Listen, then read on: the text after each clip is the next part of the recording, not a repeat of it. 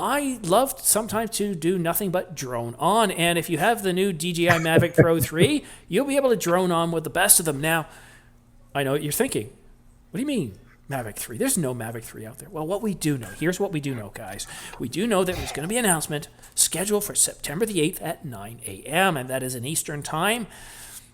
But what we've been able to find out through various leaks, and we've got pictures of it that have been leaked apparently, and again, these are leaks and rumors, so I'd have a glass of salt water with it. But what it sounds like is that the Mavic Pro is going to be announced on September the 8th. It's going to have dual Hasselblad cameras. It's going to have a new collision avoidance system, and what they're going to be doing is moving the sensors to the corners. 40 minutes of flight time. That is pretty significant. 40 minutes of flight time. I get about, I think it's upper 20s with the Mavic Pro that I have. 60 millimeter adapted lens, 5.7K. But this is where I kind of wonder, well, 1 terabyte of storage. It'll support 1 terabyte of storage because, the one I have, you have as much storage as you put in terms of SD cards. And I'm wondering if what this means is that it's going to support up to 1 terabyte of storage rather than come with 1 terabyte of storage. Based on the previous ones, that one doesn't make sense. I certainly would not want it to come sealed with storage, and that way if the storage failed, then I'm up the creek. The Mavic 2 Pros do have internal storage, so it's probably talking about that. Yeah, but what do they use the internal storage for, and how much internal storage does it have? I think it's like, I don't remember the amount of the storage, but it's there's like, if for some reason you forgot your micro SD card, you still have some place to store it so you can still offload it. So all of a sudden you can't fly a drone and record because you forgot the micro SD. All right. John, we got to get you to smile a bit more. Somebody said you're not smiling. There we go. There's a smile that broke 1,000 hearts. Yeah, it's funny. I was laughing actually earlier because Robert M. Put up there, said he's not used to not seeing me in front of the camera. It's usually behind it, though. Yeah, well, and yeah, obviously I'm the amateur in the room, so a lot of what you're talking about is like, over my pay scale, so to speak. I mean, my thought in terms of like amateur versus professional is, how do you define? Strictly speaking, of course, professional is someone who makes their money off the camera, but I consider myself a very serious amateur, and so going back to the issue of manual versus auto. I mean, depends on what I'm shooting and how much time I have to do it.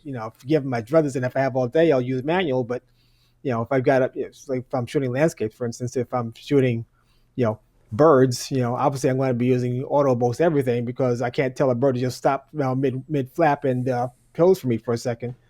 So it all depends on what you're doing and what your use case is and how much time you have to execute what you're doing. Anybody here used a drone? Well, I live in New York City, so they're not legal here. I would love to. I have the Mavic 2 Pro, and I love that drone. It's hard to find places. It's usually always whenever I leave the States. That's actually when I ever start flying it. Mm-hmm. because it's like, it's not all the places I go to. They don't have as difficult laws. But so I've been waiting eagerly for the newest Mavic Pro line. So this does definitely intrigue me. I'm very curious about the new obstacle avoidance, because that's one of the things about the Mavic 2 Pro, because it's definitely on the longer end of the tooth. I don't know if I said that phrase right, but you get what I mean. Yeah. But it's not has the most like recent up to date obstacle avoidances like their newest Mavics, like the Mavic Air or the other Mavics that they've released. So I'm very curious to see what they could do. I'm glad they're going back with the Hasselblad sensor.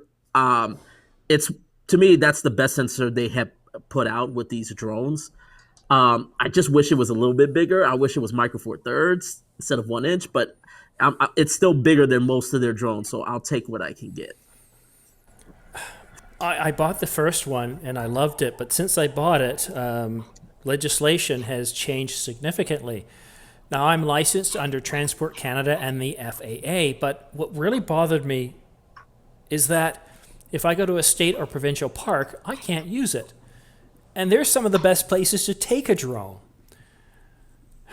So that's a little sad. I went to Niagara Falls and I found that there's this one place in Goat Island that you can fly it, but that's the only place that's right by the falls. And I'm surprised because there's an awful lot of helicopter traffic in that area. What I was able to do is I was able to go like 10 miles north or somewhere on the Canadian side and finally go up, but I was up high enough that I could shoot down and it looked like I was close. But it's yeah, you're right. Like Toronto, no, I can't fly around there. Paris, knock yourself out. So I don't see myself getting a new one because while I've got my license and all this, there are very few places to fly them. But that being said, I do, obviously it's a primarily an aerial camera, and I'll still use it like if I'm in the backyard or if we're at a park, even if I just take it up 20 feet. I'm not even above the tree line at that point, and it gives me a different view of everything that's going on, and I think you're less likely to have issues there. But yeah, really sad. I love drones. Anybody else used one? Well, I haven't used one, but I was going to just dovetail on what you just said in terms of the parks, at least in the United States. That they're banned in the national parks as far as states, and the reason because of that is that national park system was set aside to preserve the sanctity of nature and preserve species and things like that. So I think there's legitimate environmental reasons for that. Of course, on the other hand, some parks, obviously like the Grand Canyon and Niagara, as you said, they have helicopter and tours, things like that. But those, of course, are. And then there's a lot of actually debate about either whether that's appropriate because of the pollution that they cause. I mean, if you go to the Grand Canyon, half the time it's just full of smog. John, I have trouble with that logic too because over our national parks we have 747, 737, 767s, Airbus A320s, Airbus 380s. Yeah. You can hear them. Them. And I don't know. I understand that you should have a license because you know what, you can bring down a plane with these things, and I get that. I really do. But I'm wondering sometimes if we went a little too far. Well, it's funny. You mentioned just a few weeks ago, some tourist from Texas, I think, flew a drone into the side of the World Trade Center building because they didn't know that drones were not allowed in New York. So yeah. Nick Cannon made a comment like in Ireland, you have to pass a government test to use a drone or it will be taken off. You will have a fine and imprisonment possibility, which seems a bit more on the extreme. To me, it's just it's a lot to do with control.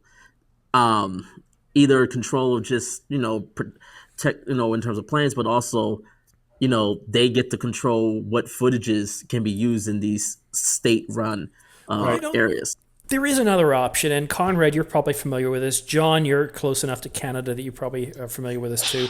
But there was a very famous gentleman in Canada called Super Dave, and he was on Letterman several times. And he used to strap himself to rocket slingshots and shoot himself in the air. And he seemed to get enough airtime that you could get some really good shots with these modern cameras having IBIS, and I think that would work quite well. I remember Super Dave, yes.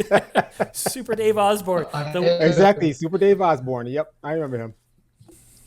I can echo caution on using drones in nature reserves. Just from June, we have an article where someone crashed a drone while breeding terns were nesting, and all the terns on the beach abandoned their eggs. So it just takes one irresponsible person to mess it up for everyone else, unfortunately. Exactly. So we have the rules in nature reserves for a reason, and they're the last breeding grounds for so many animals. So I really, as photographers, we have to go into a place and not disturb what we photograph. And that rule, we all live by that rule and know that rule, but there are people who won't abide by that, and the rules are there for them. You see, it's always that guy that is the reason we have that law. Oh. Yeah. I get it.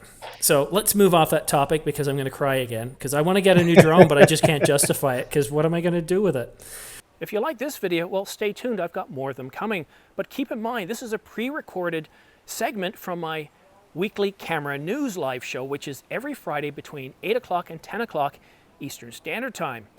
And if you like covering the news and if you would like to collaborate, well, then join me live Friday nights where you can ask questions and interact with the panelists. And panelists cover a range of the camera industry. We have photo experts and video experts. We have camera news or industry insiders.